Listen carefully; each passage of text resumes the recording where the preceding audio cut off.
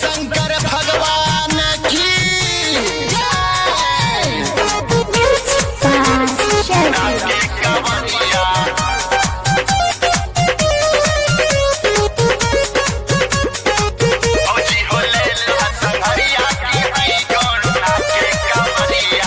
Lockdown का पालन हम भी करेंगे, मक्सी लगा के देवघर हम भी चलेंगे।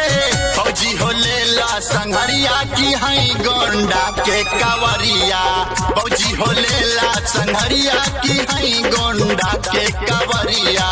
लॉकडाउन का पालन हम भी करेंगे, मक्सी लगा के देवघर हम भी चलेंगे।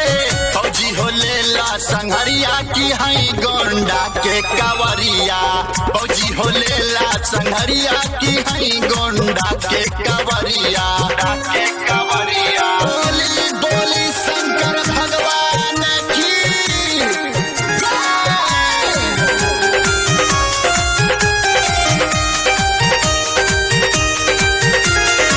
फौजी हो लेला संघरिया की हई गोंडा के कावरिया।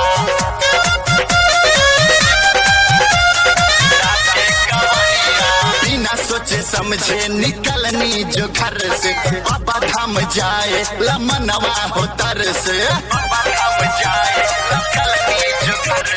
बिना सोचे समझे निकलनी जो घर से, बाबा धाम जाए लमनवा हो तर से।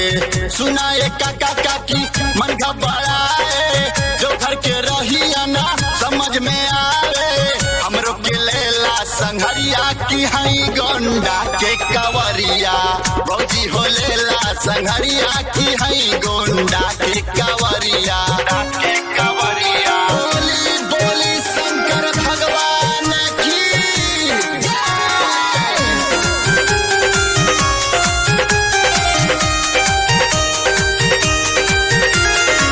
फौजी हो लेला संघरिया की हई गोंडा के कावरिया। भोला जी के दर्शन से दुख हारी जाला, कितनो रहे बिगड़ा कम बन जाला। भोला जी के दर्शन से दुख हारी जाला, कितनो रहे बिगड़ा कम बन जाला। अशोक के घायल देखा सिरवा झुकावे, वीरेन दीवाना देखा गनवा हो गावे। सोनम असीमा के संघरिया की हई गोंडा के कावरिया, फौजी हो लेला संघरिया की हई गोंडा के कावरिया।